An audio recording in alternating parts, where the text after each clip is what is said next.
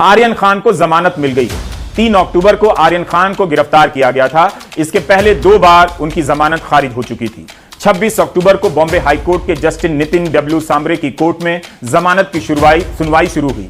3 दिनों के दौरान कई घंटे तक चली यह बहस कई बार जमानत से ज्यादा ट्रायल की तरह लगती रही। ऐसा लग रहा था कि मुकदमे का फैसला आज ही हो जाना है। सबकी दलीलों को सुनने के बाद बॉम्बे हाईकोर्ट ने आर्यन को जमानत दे दी, लेकिन ऑर्डर शुक्रवार दोपहर तक आने की उम्मीद है।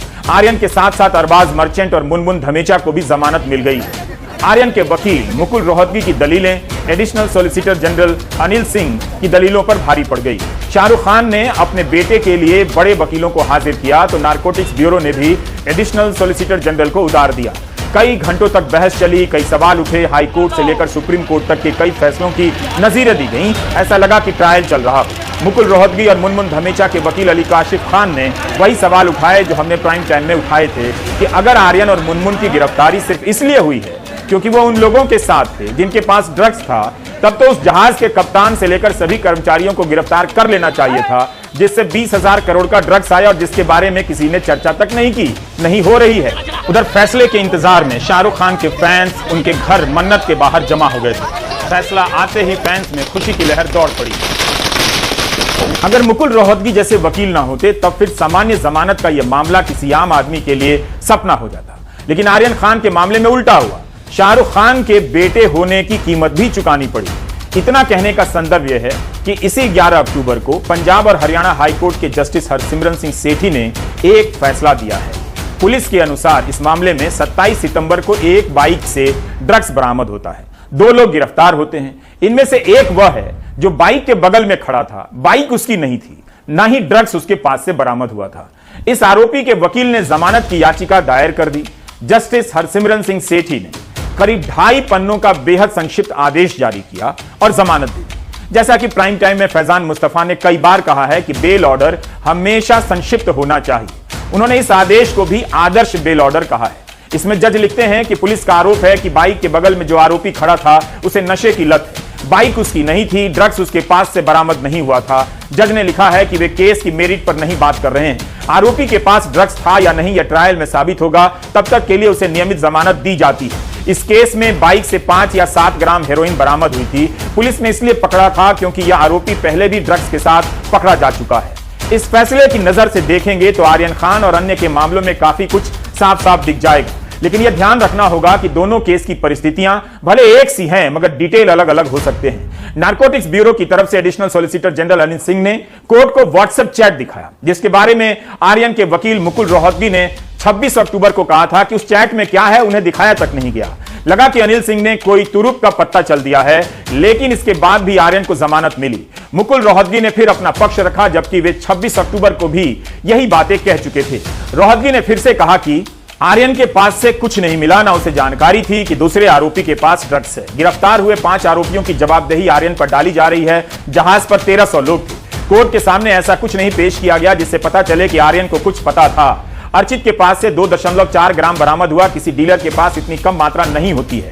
आर्यन अरबाज के साथ गया था जिसके पास 6 ग्राम बरामद हुआ है, लेकिन आर्यन से कुछ नहीं मिला है। रोहतगी ने मिसाल दी कि ताज होटल में 500 कमरे हैं। अगर 2 लोग एक कमरे में ड्रग्स ले रहे हैं तो क्या पूरे होटल को आरोपी बनाया जा सकता है? क्रूज पर गाबा ने इवेंट आयोजित किया, उसी ने आर्यन को बुलाया, लेकिन गाबा गिरफ्तार नहीं है। अगर यह साजिश का मामला है तो गाबा गिरफ्तार क्यों नहीं है? नारकोटिक्स कंट्रोल ब्यूरो की तरफ से एडिशनल सॉलिसिटर जनरल बहस करने उतरे। उन्होंने कहा कि अगर 2 लोग साथ जा रहे हैं, पहले को पता है कि दूसरे के पास ड्रग्स है और इसका इस्तेमाल होगा, भले ही उसके पास ड्रग्स नहीं है, लेकिन माना जाएगा कि कॉन्शियस पोजीशन में है। अनिल सिंह ने अपनी दलील के पक्ष में व्हाट्सएप चैट का हवाला दिया। कहा कि मैं इस पर भरोसा कर रहा हूं, जिससे पता चलेगा कि उसने व्यावसायिक मात्रा लाने का प्रयास किया था। इतना ही नहीं, जब उन्हें जहाज पर पकड़ा गया तो सभी 8 के साथ कई ड्रग्स मिले। यह संयोग नहीं हो सकता है। तब अदालत ने पूछा कि आप कह रहे हैं कि कॉन्शियस पोजीशन होना चाहिए। तब अनिल सिंह ने कहा कि हमने सेक्शन 28 अप्लाई किया है और व्हाट्सएप चैट पर विवाद नहीं हो सकता क्योंकि हमारे पास सेक्शन 65B के तहत बयान भी हैं। इससे पहले आर्यन की जमानत इस आधार पर खारिज हुई थी कि कोर्ट ने माना था कि वह कॉन्शियस पोजीशन में है।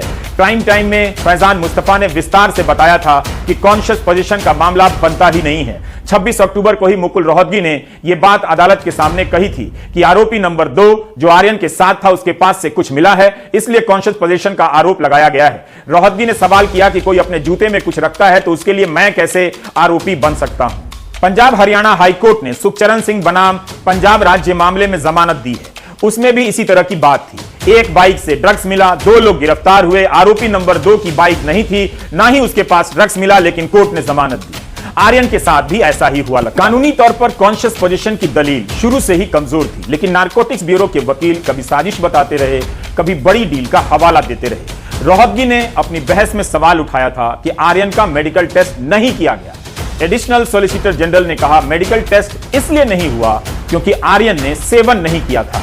क्या यह पर्याप्त है अपने आप में यह दलील? जबकि इन्हीं अनिल सिंह ने कहा कि आर्यन पिछले कुछ वर्षों से नियमित उपभोक्ता है और रिकॉर्ड से पता चलता है कि वह ड्रग्स उपलब्ध करा रहा है। यहां हमारा सवाल है कि अगर अनिल सिंह के अनुसार आर्यन नियमित नशा करता था तब तो मेडिकल जांच होनी ही चाहिए थी, क्यों नहीं हुई? क्रूज में आने से पहले भी तो कोई सेवन कर सकता है। अगर सेवन नहीं किया और बरामद नहीं हुआ तब भी मेडिकल जांच होनी चाहिए थी। मान लीजिए कोई शराब के नशे में है और ट्रैफिक पुलिस से कह दे कि उसके पास शराब की बोतल नहीं है, ना ही उसने पी है, तो ट्रैफिक पुलिस को मान लेना चाहिए, जांच नहीं करनी चाहिए। अनिल सिंह कहते हैं कि आर्यन ने सेवन नहीं किया इसलिए मेडिकल टेस्ट नहीं हुआ। 11 अक्टूबर को पंजाब हरियाणा हाईकोर्ट के जज तब भी जमानत देते हैं जब पुलिस कहती है कि आरोपी पुराना नशेड़ी है और पहले भी गिरफ्तार हुआ है। फिर जब उसके पास से ड्रग्स नहीं मिला तो उसे जमानत दे दी गई। मुकुल रोहतगी ने कहा कि आर्यन की गिरफ्तारी अवैध है, गलत है। इस पर जमानत का विरोध कर रहे एडिशनल सॉलिसिटर जनरल ने कहा मजिस्ट्रेट ने 3 रिमांड ऑर्डर दिए, उसे चुनौती नहीं दी गई। अब आरोपी नहीं कह सकते कि गिरफ्तारी अवैध, उसे कोर्ट को संतुष्ट करना होगा कि मजिस्ट्रेट ने आदेश देते वक्त इन बातों का संज्ञान नहीं लिया। इस बिंदु पर लगा कि सरकारी पक्ष की दलीलें कमजोर पड़ रही हैं। मुनमुन धमेचा के वकील अली काशिफ खान ने भी यही कहा कि मुनमुन को क्रूज पर आमंत्रित किया गया था। जब एनसीबी ने सर्च किया तो वह एक कमरे में थी सुमैया और बलदेव के साथ। मुनमुन के साथ कुछ भी बरामद नहीं हुआ था, लेकिन सुमैया को छोड़ दिया गया जिसके पास से ड्रग्स के इस्तेमाल में आने वाला रोलिंग पेपर बरामद हुआ था। बलदेव को भी छोड़ दिया गया। इसी तरह की दलील मुकुल रोहतगी की थी कि आर्यन को जिसने बुलाया, जिसने इवेंट का आयोजन किया, उस गाबा को गिरफ्तार ही नहीं किया गया। इस तरह आर्यन खान को जमानत मिल गई। इस मामले में गिरफ्तार हुए अरबाज मर्चेंट मुनमुन धमेचा को भी जमानत मिली है। 26 अक्टूबर को इसी मामले में आरोपी अवनी साहू और मनीष राजगरिया को जमानत मिल गई थी। तब हमारे सहयोगी सुनील सिंह ने वकील से बात करते हुए कहा था कि यह जमानत बाकी तीनों की जमानत का रास्ता बनाता। यह मामला अदालत के बाहर का भी है, अभी इसकी कई परतें खुलनी बाकी हैं। क्या शाहरुख खान को टारगेट करने के लिए आर्यन खान को फंसाया गया? जांच अफसर समीर वानखेड़े गिरफ्तारी से बचने के लिए अदालत से सुरक्षा मांग रहे हैं। गवाह और पंच मुकर गए हैं। भ्रष्टाचार के आरोप हैं, लेन देन के आरोप हैं। समीर वानखेड़े पर विभागीय जांच हो रही है। यह केस नैतिक बनते बनते अनैतिकताओं के सुरंग में चला गया है। कौन जानता है क्या निकलने वाला है, क्या कुछ निकलेगा भी। आप ब्रेक ले लीजिए।